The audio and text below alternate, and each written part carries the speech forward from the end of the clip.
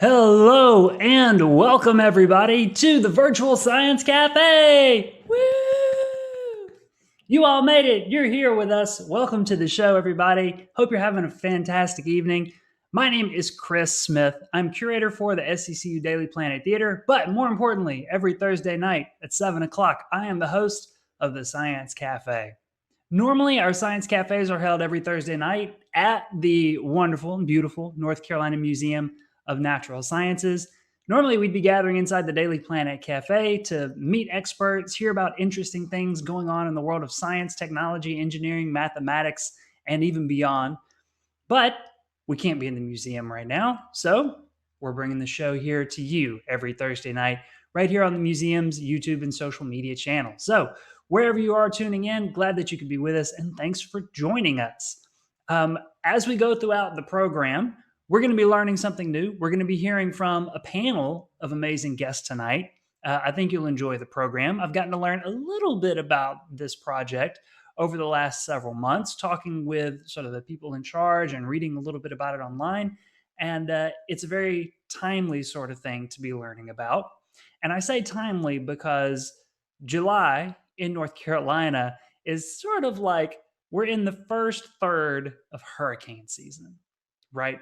Tonight's topic, Forests After Florence, Florence being a reference to the 2018 hurricane that hit North Carolina, right? And of course, hurricane season started June 1st in the Atlantic Ocean. So, it's something that's sort of on people's minds. And right, there's a whole science behind hurricanes and that sort of thing. But hurricanes can bring a lot, right? They bring rain, they bring the winds, they bring flooding, they bring damage. And how can scientists, people studying science, people doing science, use these events to learn more about the natural world? And for tonight's program, how can we use these events and the people involved in them to learn a little bit more about science and the process of reconciliation? Dr. Madhusudan Katti is at North Carolina State University. He's brought the Reconciliation Ecology Lab together. He's an associate professor for leadership in public science in the Department of Forestry and Environmental Resources. But he's not alone in presenting tonight's topic. He's also brought with him some of the people involved in Forests After Florence. Michael Caslin is a PhD student in forestry at NC State. Stephen Reich studies political science and anthropology. And joining us will be Darby Orcutt, who is the assistant head for collections and research strategy at NC State University Libraries. Everybody, welcome to the show. Hey. I'm just going to bring everybody in all at once. Thank you. Thank you for having us. So I'll start real quick. We'll go down the line and everybody tell me how you're doing, because I hope you're doing well. I'm enjoying the sound of the rain outside my home in Garner here. Storms broken for the past hours, so it's been pouring rain. I just hope that the weather doesn't interrupt and add some special effects to our presentation today. Yeah, me too. Me too. Everybody stay on the call. Michael, are you spending time in Raleigh right now? Yes, I'm in Raleigh. I'm actually enjoying a break in the rain. I'm in the north, so right now, no rain for me.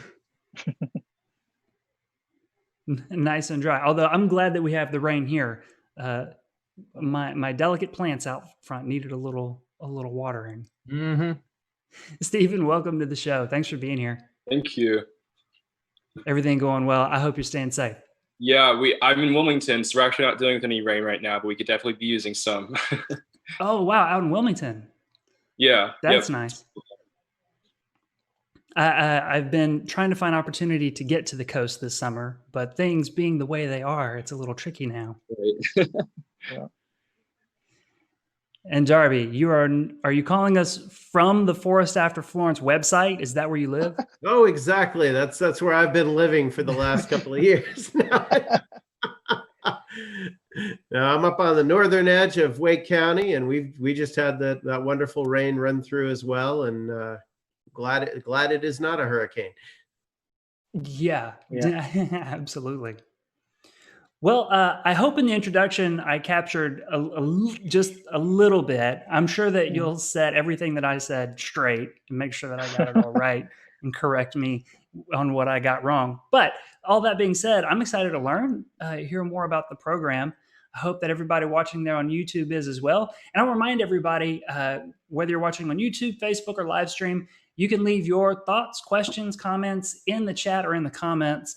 And we'll be looking at those, me and the team of folks who are helping me moderate, and we'll grab your questions and thoughts and pose to our guest speakers after the program. So as we go along, something comes top of mind, let me know in the chat box, all right?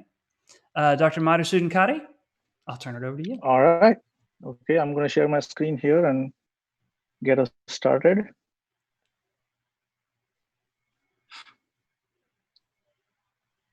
Okay. Does that work? Looks good to me. Okay, good. So thank you for having us, Chris. This is a strange circumstance to be presenting from, but we're all getting used to this virtual mode. And in a sense, as we heard from our team, we are kind of scattered across the whole region that we studied for this project. So let me tell you a little bit about the project and my role in it. I'm an ecologist by training, and most of my research has been on birds. And for the past 20 years, I've been studying urban ecology, where I look at how human interactions with the environment shape nature in cities, and then how that affects the distribution of various animals and the urban forest and so on. So it's not, I'm not an expert on hurricanes, or I don't study hurricanes as such, but I'm interested in changes in the environment and how human interactions with the environment shape processes that occur in our environment.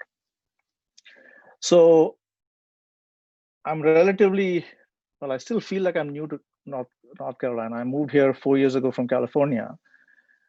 And that was, in a sense, like jumping from the fire into the hurricane zone, right? In terms of natural disasters. So what we're gonna share today is an overview of our project, which is called Forests After Florence, and some of our key highlights of our findings so far. This is a multidisciplinary, collaborative team project, which in a sense is sort of co-produced between a fairly large team across various disciplines. And I'll give you an idea of the disciplinary breadth. I mean, you've already heard introductions to the four of us, and we represent different disciplines. The project team is fairly large, one of the larger teams that I've led. So there's 4 faculty members who came together to put this project together. I'm Madhusudan Katti. As I said, I'm an ecologist. Dr. Kelly Lynn Mulvey, who's a co-PI, she's in Department of Psychology at NC State. Dr. Denise Ezrael is in STEM education, so she's an education scholar. And then Darby, who's on this talk, Darby Orkut, he's a librarian. And we have a couple of graduate students involved in the project, and we had 50 undergraduate participants, including Stephen Reich. And one of the interesting things for me, even as a scientist who's been doing this kind of work for a long time, is that we tried something different with this project, which is we've involved all of the participants, all of the students in the design of the project itself, in terms of survey sites, selection, things like that. And we'll talk a little bit about that. The grant was, we got funding from the National Science Foundation under their RAPID program, which is a program where for events like hurricanes or like the COVID pandemic breaking earlier this spring, for rapidly breaking events of the sort, they usually give a relatively smaller but grants to get research started quickly. So typically an NSF grant might take a few months for reviews to happen and things to come back, but they speed things up in the case of this. So this grant sort of came together after Hurricane Florence hit, but let's talk a little bit about the context in which Florence hit North Carolina, right? I mean, people talk about the connections between climate change and hurricanes, and especially along the Atlantic coast here, there's a lot of concern about that. Although it's not, there isn't a consistent trend in terms of hurricanes necessarily increasing in frequency. What has changed is the intensity of storms, and there are more larger storms happening because the oceans are warmer, so they tend to contain more energy, and therefore the storms might become more intense. And the other combination with that, I think, is that the likelihood of damage and destruction is also higher, but partly because coastal cities are also continuing to develop. So when you have more habitation, more people in the way of the hurricanes, more infrastructure, there's likely to be more damage from the hurricanes. So it's not necessarily just that there are more hurricanes. It might be that there are more large hurricanes and more people in the way, leading to more impact. And here's an article from a few months ago that talked about, some colleagues of ours at NC State who do climate modeling. They predicted that there might be as many as 22 named storms during this summer Atlantic hurricane season. And we're in the middle of it, although the weather today is not exactly a hurricane, but hopefully we can keep our fingers crossed that we won't get hit with something big. But in case we are, hopefully our research can help us understand how we deal with them. So as I mentioned, I moved here 4 years ago, and I think it's about a month after we came here from California, and that was a summer with a lot of fires in California. My family moved here, and then we got hit by Matthew. So that was like partly reminiscent of my experiences growing up in India, where we have cyclones and monsoons, storms. But this is more, an impact in Raleigh. And you can see from this map, so the top left here is Hurricane Matthew's path, and the line here indicates the sort of center of the storm, but we know the storm is quite wide and definitely caused a lot of tree damage and wind damage in the Raleigh area. I remember a lot of trees came down on our campus, and there were trees down, and power was out in our neighborhood for about a week. I think other people had it much worse. In 2018, we had Hurricane Florence come through in September, and it was followed by Hurricane Michael, which started in Florida and came through right through the middle of North Carolina. But by that time, it had weakened and was more of a rain and flood event, the tropical storm. So we've been hit by 3 significant hurricanes within the last 4 years that have left an impact, and there are still communities that are coping with recovery from the impact of these hurricanes. So the impact can be lasting. And when Florence hit, our goal was to look at, we started looking at what the impacts were in the environment and also trying to understand how it affects people. So if we take a look at Florence, here's an animation showing the radar image of Florence doing landfall. So Florence made landfall just south of Wrightsville Beach, so not very far from where Stephen is sitting today, on September 24th, 2018 as a Category 1 hurricane. And then it veered off to the south and then came back up towards the western part of the state. It caused a significant amount of disruption and damage. Something like 2,200 primary and secondary roads were closed due to substantial flooding.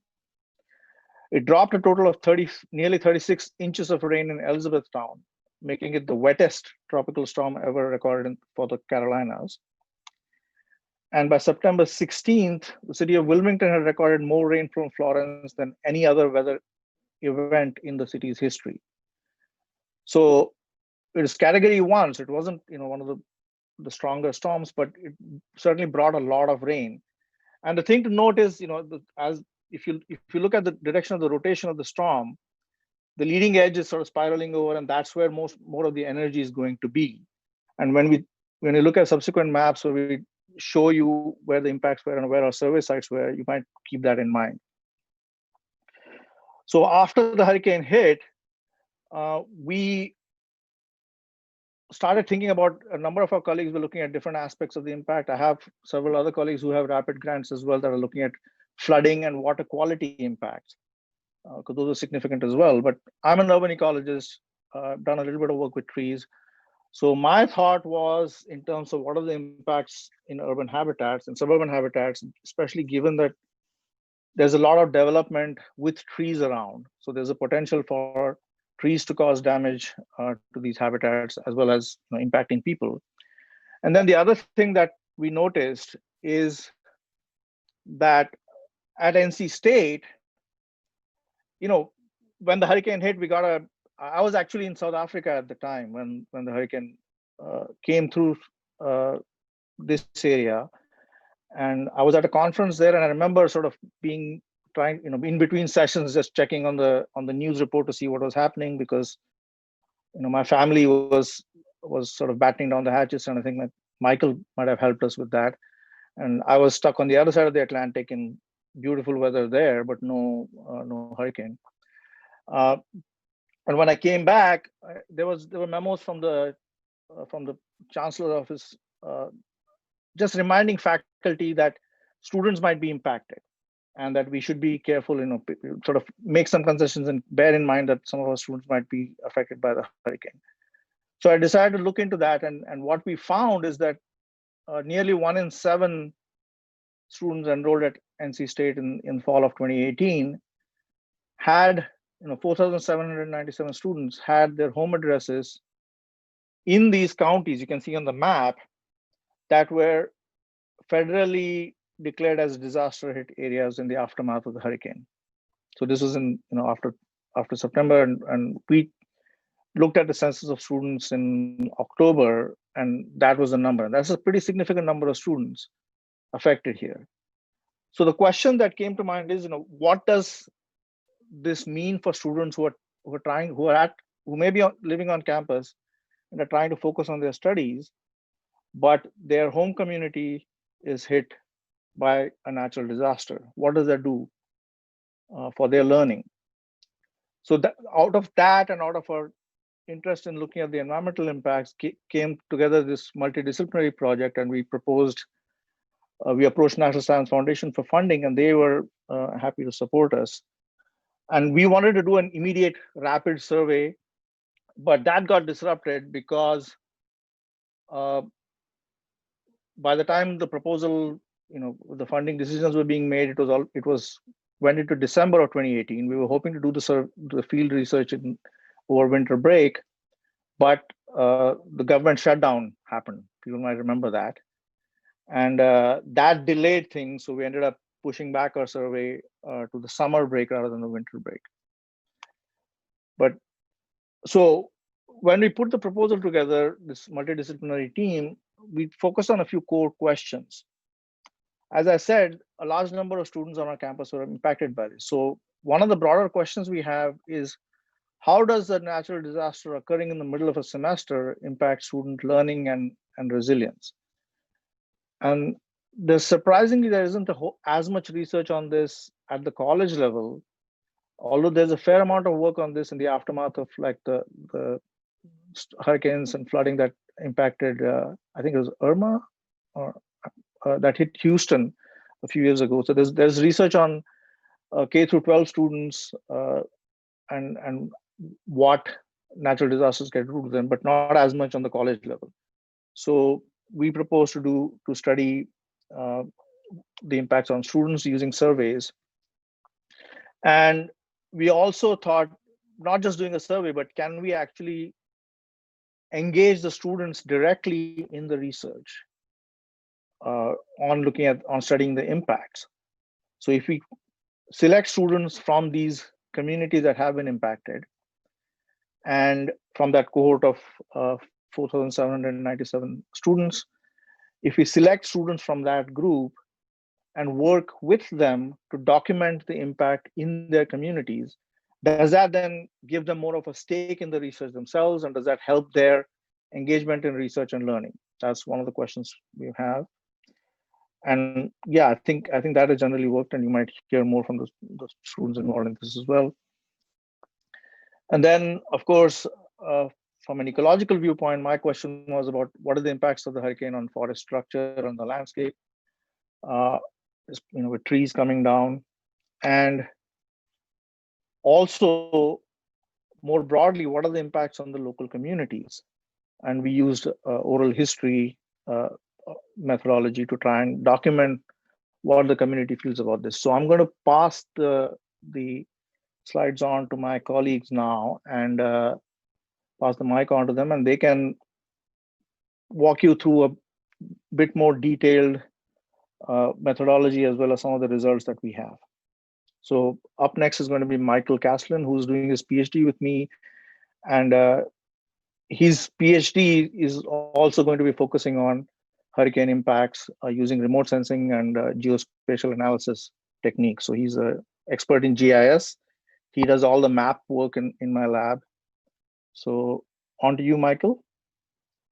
All right, hi everyone. My name is Michael Caslin, and like Madhu said, I'm focusing my work on my PhD in forestry and environmental resources. So this topic is actually quite relevant and related to my thesis idea, which is also damage related, except one aspect of it is focusing on wind damage, and over here it's predominantly flooding. So this map right here primarily shows the direction of the storm in relation to the states. And so as it transitions and makes landfall, you can see it hits Wilmington, pretty close to Wilmington right here. And as Madhu said earlier, the majority of damage, including the storm surge, the precipitation, and the strong winds, are usually in the northeastern quadrant of the hurricane. So basically right here, it's showing the wind speed in relation to the storm's path. Oh, thanks for that. Okay, I found this on the web. Sorry about that. Siri just went off. All right, so okay, now where was I? Okay, so basically, just go to the next slide. My phone really threw me off right there. Okay, so right here, I have 4 maps, and I got data from Oregon State University, which shows precipitation data throughout the year, months. It could be daily data. Right here, it shows you, if you look closely and you remember the previous maps, that the area in red is the area that has the higher precipitation. And that higher amount of precipitation in red is correlated to being the northeastern side of the hurricane's path. So the first map in the top left goes from the 14th of September into the bottom right to the 17th as it transitions, and after that it moves outside of the state. So basically right here you can see which counties are mostly impacted and by which day.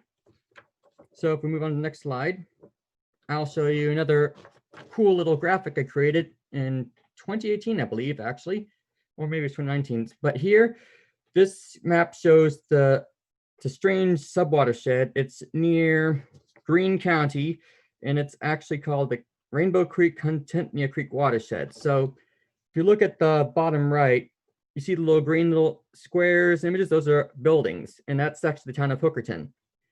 So one thing I did, as you can see, is the green buildings are outside the floodplain, and this is a 100-year floodplain, and the buildings in pink are within the floodplain. And you can see the little area, you see the little grayish outline that's right in the middle, and see it, the storm surge, the flooding almost aligns perfectly with the floodplain. But this isn't always the case in other areas. So in this area, many of the green buildings outside the floodplain were not impacted, but further east of this area, a lot more were impacted. It all depends on which part of the storm they're in. So if we move on to the next. So like Madhu said earlier, the students were impacted to varying degrees. I met one student, she actually said that she had her home destroyed twice. I think the first one was from Hurricane Matthew, and then this one from Florence. So like Madhu said, 4,797 students were impacted, but it was to varying degrees. But from our surveys, we found that 21.9% of our students actually had indicated that the level of impact ranged from moderate to substantial, which is quite a bit. 18.8% actually indicated major impacts. like substantial damage. And then 32.3% minor impacts, and the rest, I don't think they really had as much of an impact. But like it varies from place to place, where the storm path is, which side of the storm they're in, and also depends on how far inland they are where the storm gradually weakens. So let's go ahead and move on to the next slide. So we had to choose 50 students out of the 4,797. I didn't participate in that process. I'm sure Madhu, Darby, and the other professors actually participated in that. So I'm glad I didn't have to participate in that. It's probably would have been hard to narrow down. But the 50 students we did participate in this project that we actually ended up getting on board, they were to participate in a learning experience that focused on student resilience and hurricane impacts in urban forests, and more broadly, like Madhu said earlier, throughout the communities. So the students we actually selected represented diverse ethnicities, although I'm not sure how that was sorted out in the selection process and everything, but we tried to get as many people from different ethnicities as possible. So about 75% were classified as white, 0.04% Hispanic or Latino, 9.1% African American, 6.8% Asian or Asian American, and the other 9% is unclassified. So once all these students were selected, we hosted a workshop in May of 2019 that helped provide them training on how to use 360-degree cameras, how to set them up, how to use them in the field, along with how to conduct oral history interviews. There was a lot of training involved to figure out how long it was, but the students there, the 50 students actually formed 22 teams, and there they actually selected 10 survey points where their community is located at that they know took damage. Then an additional 10 survey points were assigned to them randomly from me using GIS software. I'm not going to go into the technical details because it can be overwhelming, but those 10 additional points were used as control points. So those points fell randomly within a certain radius close to the points that they actually chosen. So for instance, a lot of the points they chosen were in forests. Well, a lot of the control points could have fallen within suburban neighborhoods. It could have fallen within parks, could have fallen within the middle of a farm field. So once all that was sorted out, we ended up having a total of 566 site locations, which was actually more than we anticipated. So we actually ended up with 126 more locations than we were expecting, which actually goes to show you that a lot of students were actually enthusiastic about going out in the field and doing something and maybe making a difference in the community. They want to spread what they can and tell everyone and provide lessons and gain as much feedback from people who are impacted by this storm as they could. So to next slide, right here, this is the map a static map doesn't really do it justice, but it shows you the overall locations of all the survey points where all the students had selected. So it provides a pretty good representation throughout many actual counties throughout the state. So on to the next slide. So as you can see, the two images to the right, they don't look well because we're not wearing a 3D VR headset, but it would just imagine wearing a VR headset, looking at the imagery. You could turn around, look up and down. It's as if you're actually there. So we took these 360 cameras to the field and had students take these photos at each survey site. Once they obtained those, we would actually use that to help us assess the overall site location for damage using a common scale. So our methodology was mostly just 360-degree photography at the selected sites and the control sites.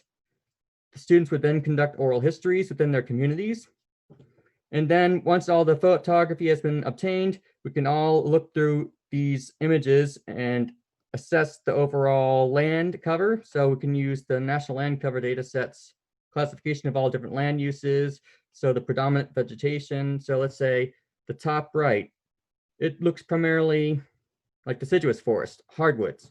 So it would classify it as predominantly deciduous forest. So we would then assess the area and look at all the trees that were damaged, and the scales from 0 to 5. 0, I'd like to say, it doesn't mean no damage, but it means that we don't know, because as you know, the project was delayed for a considerable amount of months from the shutdown. So a lot of the damage that actually had occurred may have been picked up in certain sites. Let's say some of the points were located in someone's suburban neighborhood. Chances are a lot of those trees and limbs would have been picked up. But the other sites that they'd select in the middle of the forest, a lot of that will still remain. It'll actually decompose over time. So that made it a little more difficult, and it's going to make it continue to be more difficult to assess damage while we look through these photos. So on to the next slide.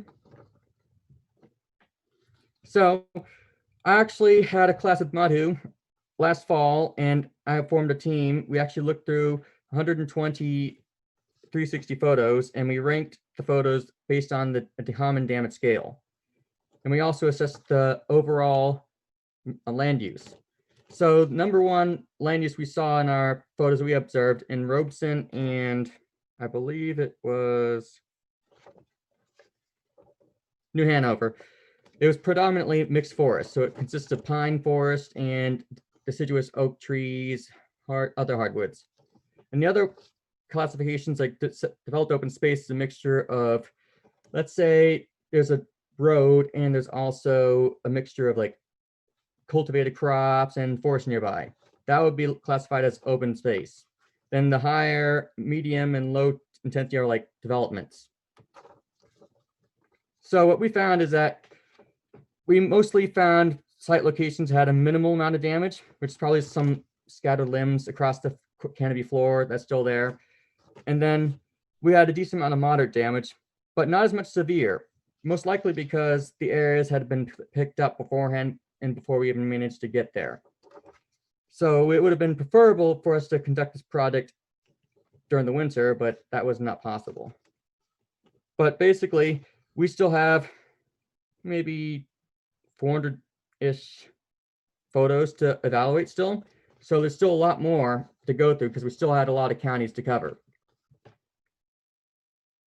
So I think that basically covers my end of the presentation. I hope I kept it short and sweet and I didn't talk too fast. You're up, Stephen. All right. Hi, everyone. My name is Stephen. Like Chris was saying earlier, I'm an undergraduate student at NC State. I'm studying political science and anthropology. So my connection to this project, so I'm actually in Wilmington. My hometown is Wilmington. I've lived here pretty much my entire life. So Florence hit the beginning of my junior year. I was up in Raleigh just getting my semester started, and I was in touch with my parents. And I remember talking to my mom on the phone. It was the first time, we've been through several major hurricanes since I moved here. It was the first time that I actually heard like palpable fear in her voice, and they realized they had to evacuate. They evacuated to Charlotte. After the storm passed through, parts of I-40 were actually overrun and severed, and so they were unable to get back in Wilmington for over a week after the storm had passed. So this storm definitely had a really major impact on my family and our community. And when I got the email from the College of Natural Resources about this project, I was immediately interested. So I was part of the cohort of 50 undergraduate students who went out and did field work. And I've been working with Dr. Katti and other members of the team on basically analysis of the data. So my component has been analyzing the oral history. So as Michael was saying earlier, the first major component of the field work that everyone was doing out in the field was taking the 360 photos and also videos. And the second major component was getting oral history. So in other words, interviewing community members about the damage and how it affected them, their loved ones, kind of their life, their economic prospects, things like that. So I think that there's two parts of oral history that are really important to talk about. So the first is, what is the job of oral history, or what is my job?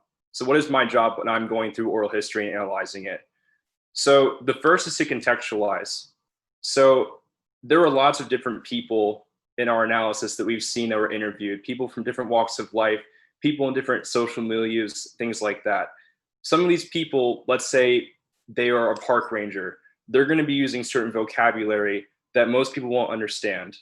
So someone like Dr. Katti might understand if someone's talking about an ecotone or a xeric environment, but these are terms that I didn't know. And I actually had to go through and help contextualize what these people were saying in these transcripts. And that kind of goes into editing. So you have to be cautious about what things should you keep and what things should you leave out, because you want their message to be very clear to people. And the last component of my work is sorting.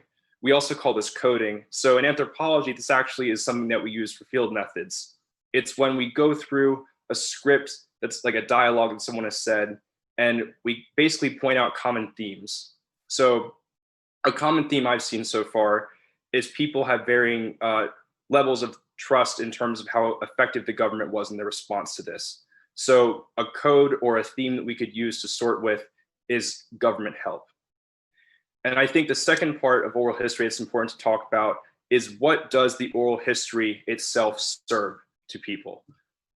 So the first is that it associates a name and place. So it's one thing just to look at a photo or a video of damage, but it's another thing to actually hear someone talk, to say who they are, to say how long they've been connected to the community, to kind of talk about the area where they're from, what it's like, the vibrancy of it, the community.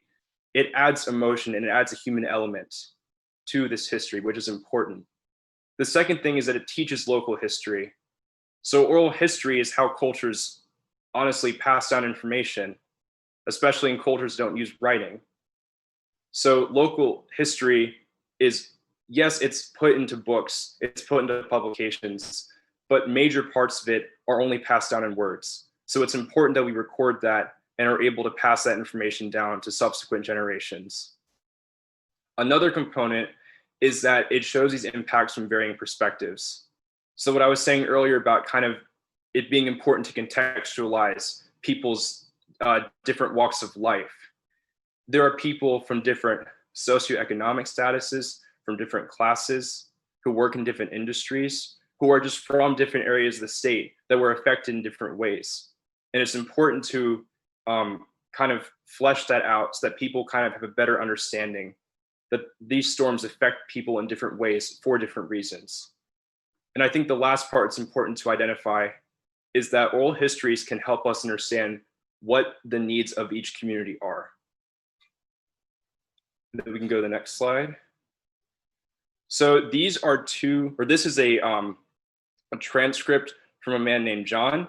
He works at Carolina Beach State Park.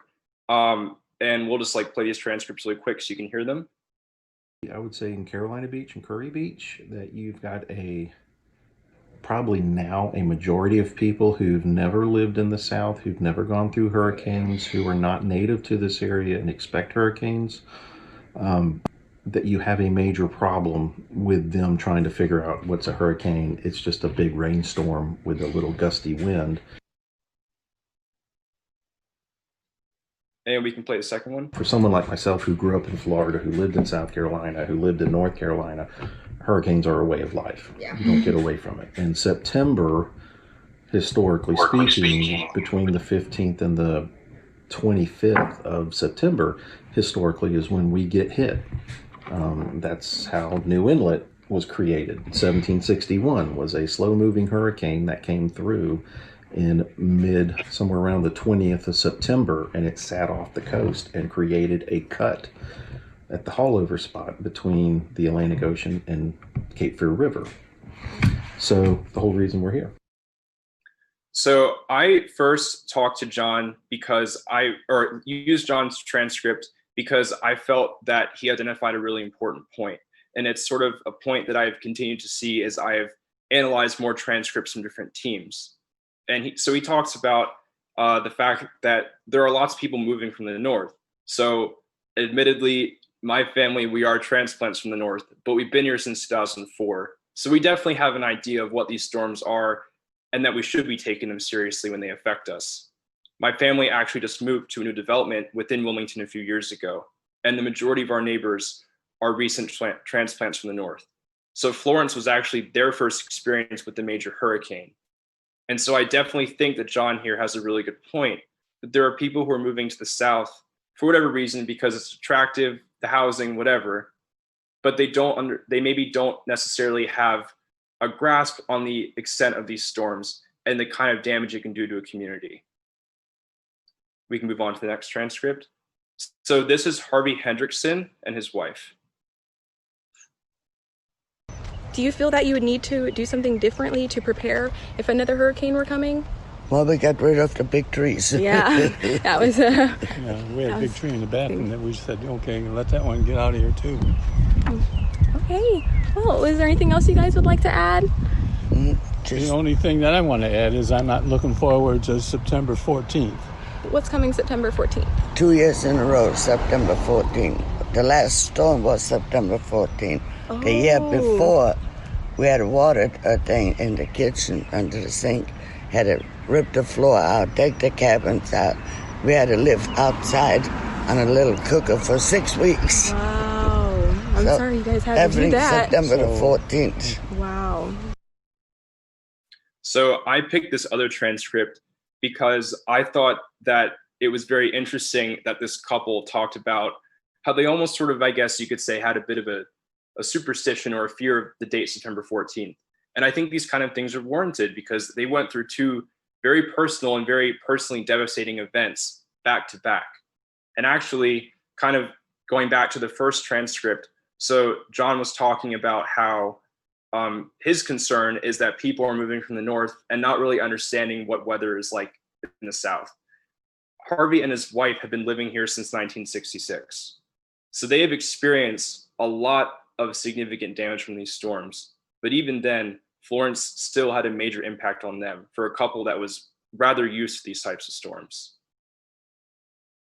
And we can go to the next slide.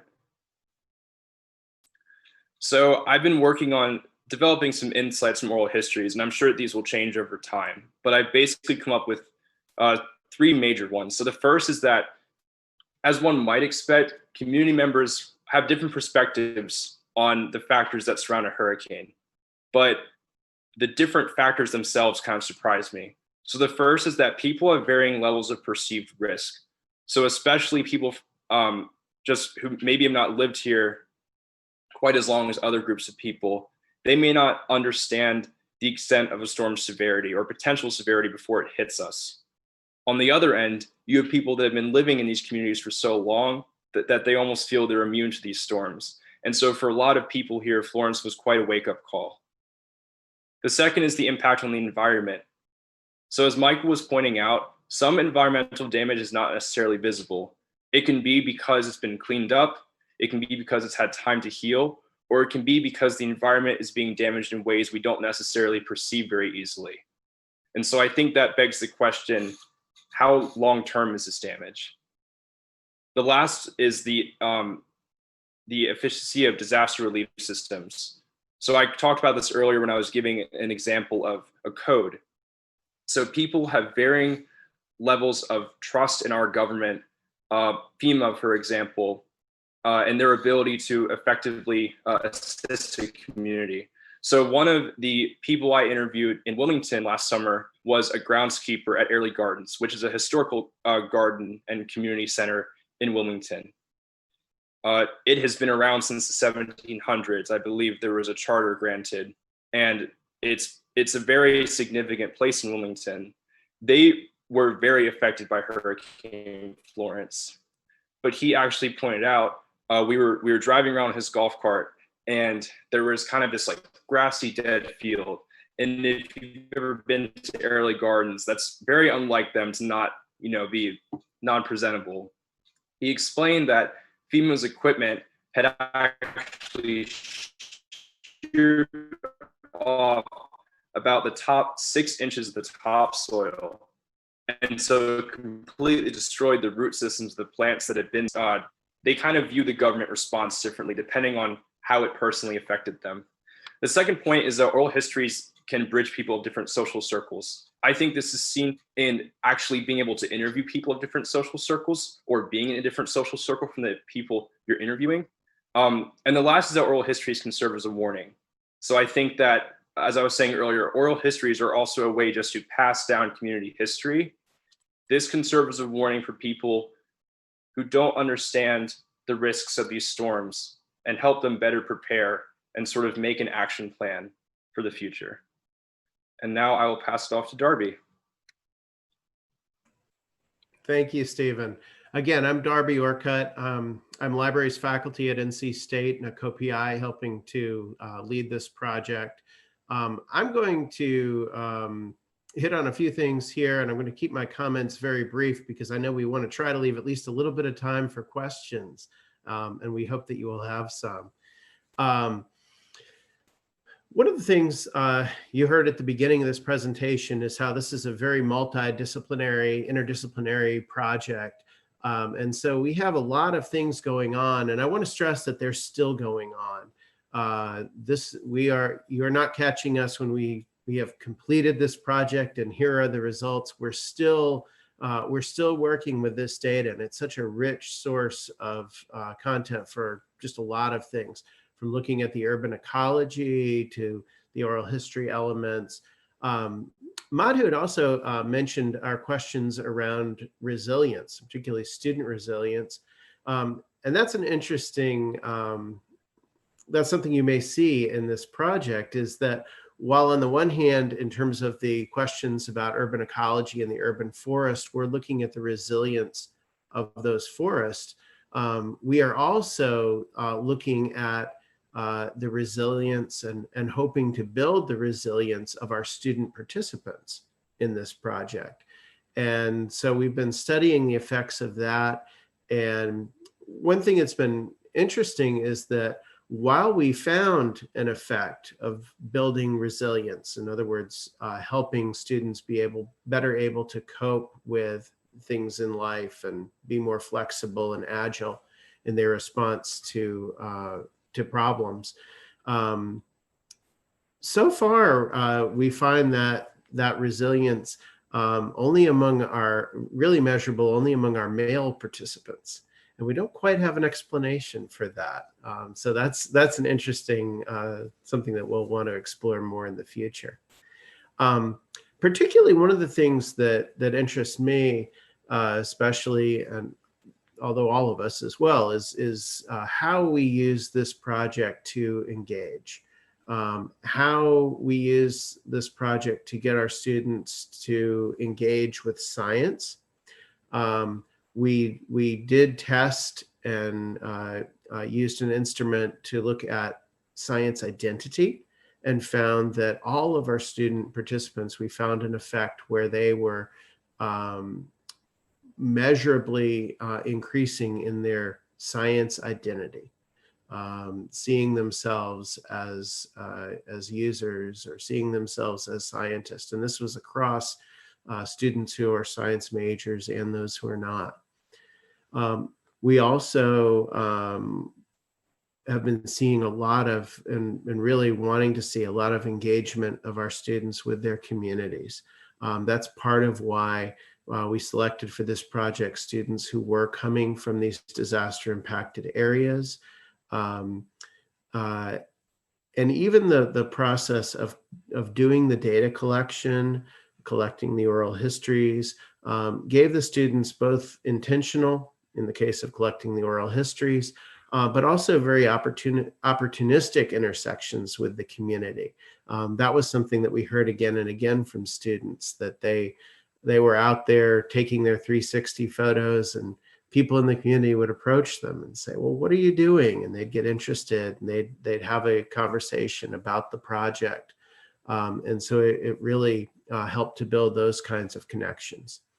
And what we're trying to do now are things like this, presentations, getting out there, talking about all of the diverse sort of data that we're collecting, the diverse questions that we're asking across all of these scientific fields and beyond. On the left-hand picture there, you see I took some of the students to a virtual reality conference where they showed off what was happening with the 360 photos. And that was very engaging for folks to be able to understand how that fit into the project. WRL TV came out and actually shadowed some of the students in the field during data collection. There's a wonderful story there that you can actually just Google and find that will show you if you're interested in seeing how the data collection went, especially. And right now, it's wonderful, but we're doing a number of these public presentations, and I'm working with some educators to have our students and scholars presenting, particularly to schools, but also in venues like this. And also there are some local community groups, particularly in Eastern North Carolina. They're very interested in hearing the story of this project and having conversations about it. And so that's something, certainly if you have an opportunity like that for us to engage with you, I'd certainly love to hear from you. So again, we really have so many different offshoots, so many tendrils of this project that are really, really interesting and are creating a lot of opportunities for us to have conversations. And we're thinking about what are the next steps from here, and particularly thinking how nice it would be to be able to build more of an infrastructure so that when the next disaster happens, when the next hurricane happens, and unfortunately, I think it's a matter of when, not if, then how can we respond? How can we mobilize more quickly to get communities involved in this research and to really make the most of that opportunity? And that's part of what that resilience is, really, is learning how to make something positive out of something that is on the surface just negative. Thank you. Thank you very much. Round of applause for everybody. Amazing stuff. Excellent job, the four of you. I mean, this project fascinates me, and Dr. Katti, you had talked to me about it probably a year ago when you first mentioned it. Yeah, and it was, I think, just getting started, and we were then trying to figure out a way to bring the show to everybody. And now that I've sort of heard about it and gotten the four of your perspectives on it, I mean, that it did so much more than, just going out and studying the plants and the animals, right, in the aftermath. And it did so much more than just collecting, stories from people who lived through it and were part of the cleanup. So I've got a question for you, and I'll remind everybody over there in the chat and in the comments, type up what you're thinking, type up your questions, because we're going to grab those. We've got plenty of time here tonight to share your thoughts and questions with our guests and get their thoughts and insights as well. But I'll bring it back to you and give me some insight onto the thought process of putting these two things together. Like, you want to know how the environment was impacted, because that's what you're thinking about in your day job, day in, day out, right? But also this opportunity to see what was going on with the people involved. Yeah, so this is something that certainly an aspect of my own research thinking and an approach to research that has grown in the last few years, especially because I study urban ecology. So it's unlike a lot of more conventional ecology or wildlife studies that you focus on the animals and plants and organisms. If you're doing work in the city, you have to look at people as well. People are part of the system. They're not a separate entity that you can keep aside. So that's partly where I've come into sort of looking at these systems, at these ecosystems as coupled social and ecological systems. And if you really think about it, of course, cities are much more clearly so. But if you look across a state like North Carolina, there isn't any corner of the state that does not have some historical or ongoing human impact through farming, through applied forestry, through tree plantations, or natural areas as well, with tourism and other things happening. So everything is shaped by this interaction between people and nature. And that's what really fascinates me now in terms of understanding how that interaction between people and nature and between society and different communities and their local environment shapes our ability to cope with the larger scale environmental changes that seem to be happening on the planet.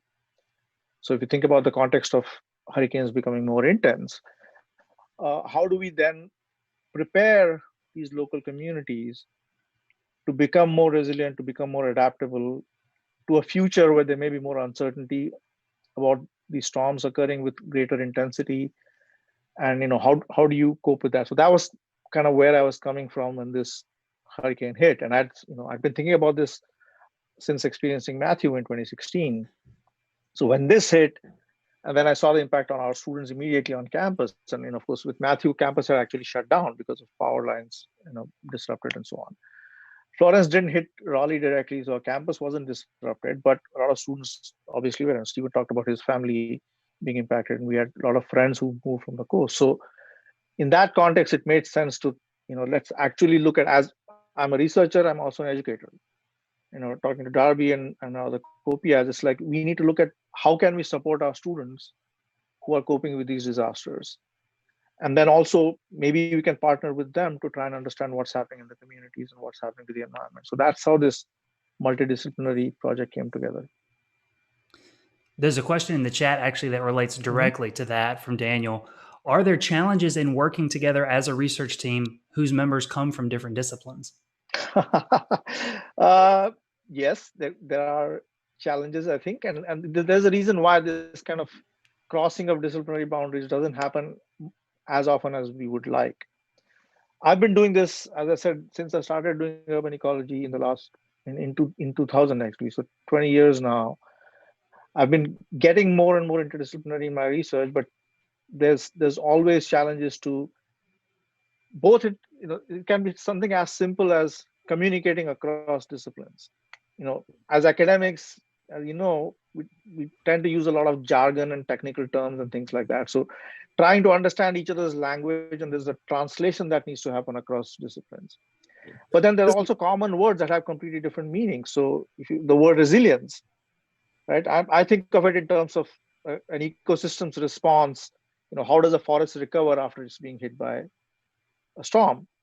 But psychologists have a different perspective on resilience. They talk about how individuals are adaptable, and the concept, the word is the same, but it has completely different meanings. And I see Darby nodding there. Maybe he can talk. Yeah, well. this is the space that I work in constantly. This has been a big part of my career as libraries faculty, has been trying to build these sort of interdisciplinary connections to do research, particularly across those lines that cross the sciences, the engineering, STEM areas with the social sciences and the humanities and so forth. And it's interesting because a lot of that work is done through trying to make these connections and trying to play this role of translator that Madhu mentioned, where words are being used differently in different areas. People think they know what they mean, but it really takes being able to get down and talk about that. And I think, Madhu, if I remember correctly, I think the genesis of this project actually came through a connection that I made between you and a few other faculty, kind of thinking we might work on this other thing, and then and we might still, but then it ended up being just wonderful that then Madhu had this idea around the hurricanes, and we wrapped in, but it starts with communication, but that communication can be so difficult when folks are speaking different languages, and so, but that's where it all begins. Yeah, and our students might have their own perspective on this interdisciplinary thing as well. But I just wanted to add that sometimes we also have issues of navigating bureaucracies across different colleges and things like that with budgets and whatnot. So it's an adventure and always an interesting experience, but very rewarding, I think, to me. Michael, Stephen, you want to add something for? Yeah, I would just say that I think that the interdisciplinary aspect of this project is a strength of it. I think that a lot of people, especially people from out of state, who I'm friends with, who I talk to, and I say, oh, I go to NC State. They say, oh, do you study engineering? I think that's kind of the default. It's what state's sort of known for, right? So it's nice that you get to work with people who come from different walks of life, who are in different colleges. It just shows that this project is for everyone, because what ties us is the fact that we are all students who were directly or indirectly impacted, or our families were impacted by these storms, because those things don't discriminate. Yep. Excellent stuff. I think it's also worth adding that the funding agencies are really interested in seeing this type of collaboration. I mean, this is a National Science Foundation funded project, and in part, that was something that was very attractive to them, was the fact that we were bringing together an interdisciplinary team. And so the funders, I would add that I would add that part of what caused the delay with the funding, and which ran into the government shutdown, was the fact that multiple divisions within NSF are also having conversation about who's going to fund this project. Because there was ecosystem sciences, and then there was the education division. So and they came together to say, okay, it's of interest to both, so we'll jointly fund this. But by the time they made the decision, the government shut down, so we had to delay everything. Wow. Yeah, that's you get hit by a natural disaster and then a and then a political one, I guess. Yeah. Okay, let me grab some more questions from the chat over here. We've got a few more to get that I want to get to. How did you narrow down which students were going to participate? Well, we actually sent an email with a link to a survey and a description of the project and explaining what the work would entail to all 4,797 students. So Stephen was one of them, and they all got this email from my college, even though they were not in my college. And then we had a survey up, so they had to do an initial survey where they also, there were some sets of questions about their background, their experience, where they were from, and also Michael mentioned in his part of the presentation how we looked at different degrees of impact the students had experienced. So we looked at that, and then so what we did was we tried to look at the geographical distribution and get students representing the different parts where the hurricane had an impact, as well as trying to get some diversity that's reflecting the diversity of the state and the degree of impact. And we, because the project was occurring over the summer and was going to continue into the fall, we couldn't recruit seniors who were graduating that year. So that reduced some of the population. So it was mostly, I think, sophomore and junior year students. And it took a few meetings for us to sort of sort through the applications, look at the initial survey results to see, okay, what, who has experienced impact, what is the diversity of impacts they've experienced, where they are from, put them on the map, and then select on that basis. And it was a very motivated, enthusiastic group of students. So kudos to them. Yeah, I would, it had to have been, right? For the kind of training that they were going to need to go through to use the cameras, collect data using, scientific method. But also to collect oral history. I mean, I did, my undergraduate was also oral history work, in fact, and that's a really interesting skill to try to learn, not only how to talk to people, but also the process of analyzing a conversation that you had with somebody. Yeah, exactly. It's not something that I have any training in, and I'm learning about it right now through this project, because, as an ecologist, I learned not to talk to people. Stephen, how many nodes did you come up with? I'm still pretty early on in that facet of the analysis, but I will say, actually, that facet of the research has played really well to my anthropology major. several of the courses I've had to take for this major have been field study based, where every student in the class, their entire semester grade is basically predicated on like an individual field project, where you're going out and you're like studying a specific problem, and you're, you know, sketching out the environment, how people move in a space, and you're also taking oral histories, going through them, coding them, coming up with insights and sort of suggested resolutions. And I think that's going to be really important as we continue to analyze the research.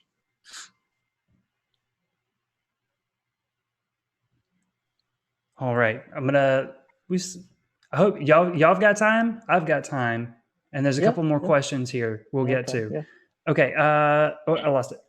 Oh, Evelyn, do you plan on tracking changes in the local urban ecology, specifically the area that's most impacted as time continues? Yeah. So our part of our hope, I mean, and you know, we are using these findings right now to work on additional grant proposals to continue this kind of work. And our hope is to use this set of 560 survey points as kind of a baseline, that now that we know and we have pictures from these locations, we can go back to them and then also be able to respond if another storm comes through. We have the cameras and the equipment now, so we can deploy students more quickly because the equipment is here. Now it'll be a question of, you know, finding the right students and the time. But for the next storm, hopefully it's not anytime soon, but if it does happen, we have the equipment and know how to go and do this quickly. So the part of the reason as an ecologist I was interested in trying this photography approach is because it allows for rapid surveys, which doesn't require a lot of technical ecological knowledge. Right? You just need to know the standard method of how to take a picture, you're setting up the tripod and things like that. So it's not that complicated. And then the actual analysis we do subsequently using the 360 images. So that and using the VR goggles allows me, you know, sitting in my lab here to virtually visit each of these sites. So Michael and I and others have been doing this. So we virtually visit this site and we can stand there and sort of look around as an ecologist, you know, what is the damage here? Yeah, Michael. Yeah, keep them up. That way our digital media tech running the show, he can get it in the shot so everybody can see what we're talking about too. Maybe you can describe what you do with that, Michael. Yeah, I was going to ask too, because you mentioned in your part of the presentation, Michael, doing the GIS work, you know, using the, you know, satellite imagery and floodplain data to pull things together. I mean, that seems like a project that you could go 5 or 10 years from now and you've got satellite imagery to look at changes in the landscape and land use and forest cover, things like that. But then you've also got these moments in time captured with the 360 cameras that you can look at in VR, which is just cool. Actually, for my thesis project, I'm actually planning on focusing on Hurricane Maria, the huge hurricane hit Puerto Rico that damaged so much, caused a blackout for nearly a year.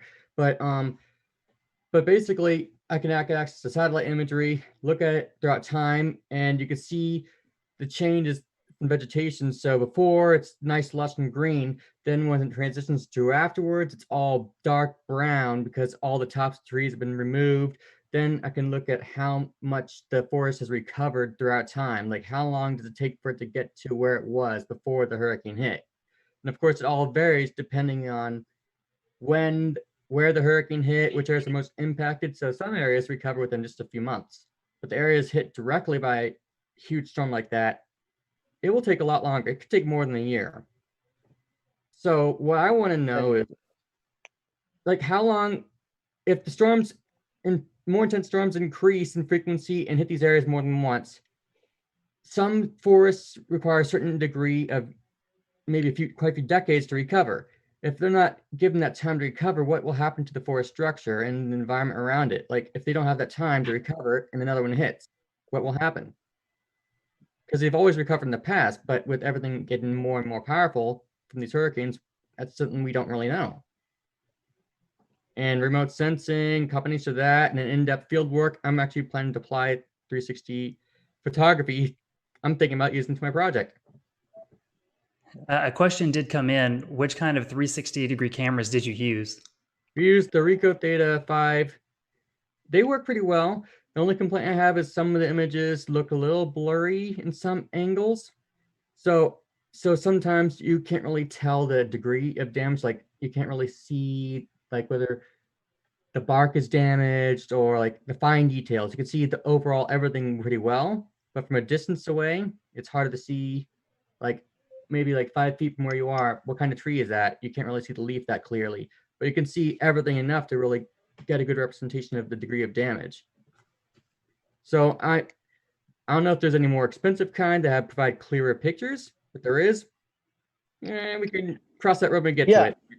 Yeah, the idea was to do a rapid survey here. So we could, people used like SLR cameras with much higher resolution to do real, VR photography, but that would be much more expensive and challenging to train people on to go to survey all these areas. Whereas if you have a little, camera like the Ricoh, it fits in your pocket with a little selfie stick, and people can go and just take quick pictures. All right. Well, I think, I had one more question, and I want to get everybody's perspective on it, because we talked a little bit about, all the different aspects, the interdisciplinary nature of the research here. But so much research has happened historically with this notion that the scientists or the people studying the question, looking for the answers, should be removed from the equation, right? Especially in the STEM fields, the idea is you separate yourself from it, and then you're collecting objective data. Yeah, exactly. But in this case, you sort of you flip the script on it. Yep.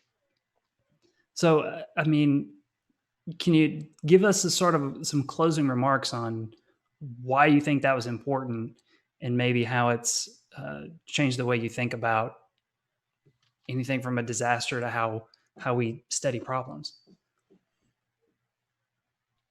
Who wants to start on this?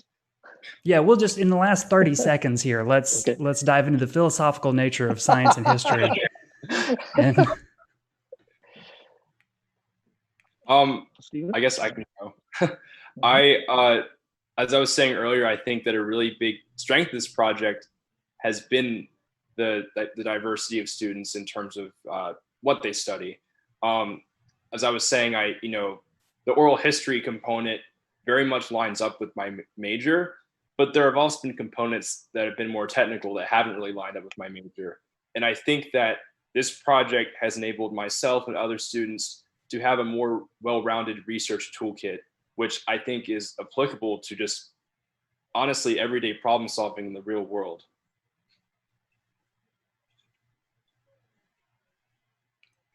I like that. Darby? That's a good answer. Well, you're actually asking exactly the questions that I pose to my students when I teach. I teach in these sort of science and society subject areas, and yeah, I mean, I think that there are a lot of great answers to that question. But yeah, I think definitely the way that is thought of as the traditional, the scientist in the lab doing their work, and here's the public out here, and there's this gulf between them. Whether that was ever really true, it definitely can't be true in today's world.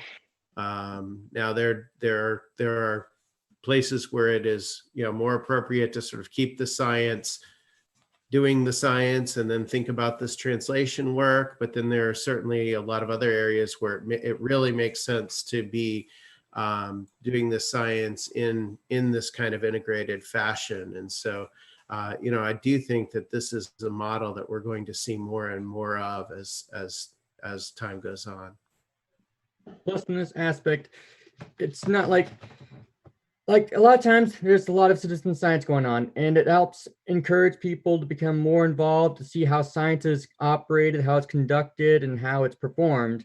And for me personally, firsthand, I've first became really interested in science after participating with something called Earthwatch, which is nonprofit dedicated citizen science. You go out to certain countries. So I went to Malaysia and Borneo, and I learned firsthand how science was conducted over there and secondary rainforest, and you learn so much. It's overwhelming at first, but those who are in other majors or other disciplines, it might actually help make them switch from one field to another. It actually made me jump from, I forget what it was originally going to be. It's been a while, but it's a life-changing experience going out there, even if it's just for a day. It can make a world of difference and give you a whole different mindset and how you interpret what's around you. And big events like Hurricane Florence, it's a big wake-up call for these people. But it, in many ways, personally, if I was impacted, I actually think this project would have helped me a great deal. Regardless of what major I am in, it gives me a whole new perspective of how science is conducted. And to me, it would actually give me some hope. Yeah, and I just add quickly to that, Chris, that the question you're asking sort of gets at the heart of how we conduct science overall and science's role in society. So I think, the myth of objectivity has sort of ruled the perception of science for too long.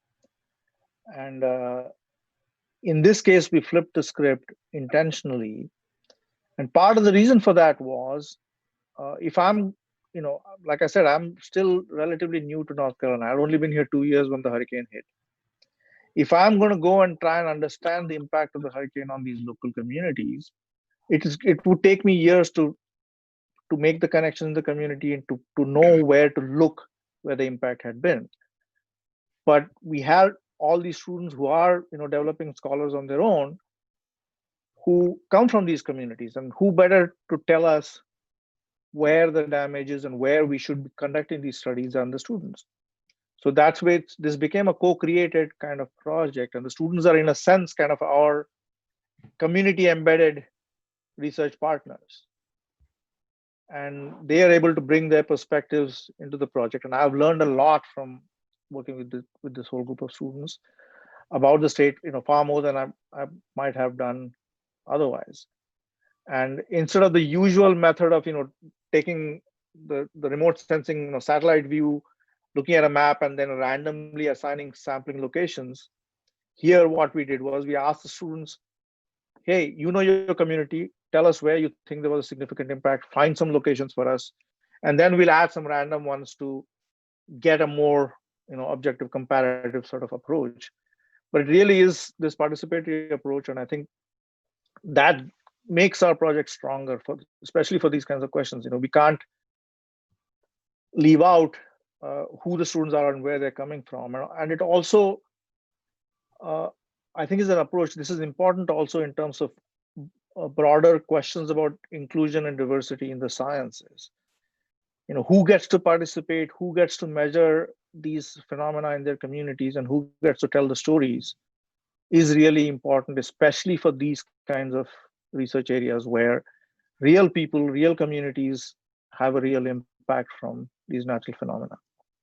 So if we don't include the local communities on the ground, then we can't really hope for our science to have a meaningful impact on their lives. And that co-creation really requires a lot of humility. It requires really listening and engaging with communities, and that being a dialogue, not a diatribe. That's excellent. Just great stuff. What a fantastic program. I'm so glad that we had you all on.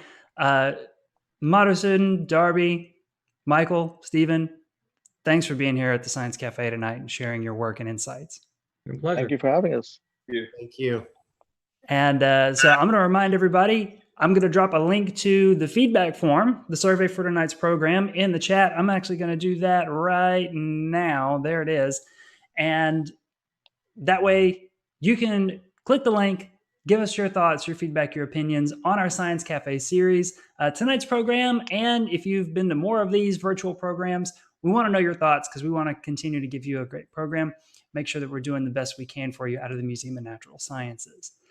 If you want to know what's coming up in the future, what other science cafes are happening, and other live virtual events that we're doing out of the museum, you can go to naturalsciences.org, click on the Science at Home page right there from the homepage, and you can get a schedule of activities. We've got live events happening all the time, every week, great stuff happening.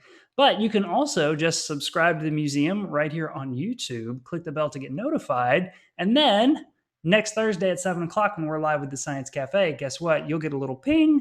You can click, tap, join us right here and learn something new like we do every single week. So from all of us at the museum, thanks to all of our panelists tonight. Thanks to the digital media team at the museum who help me out every single week putting on a great show. And I hope I'll see you all again real soon. Bye, everybody. Bye. Thank you. Thank you.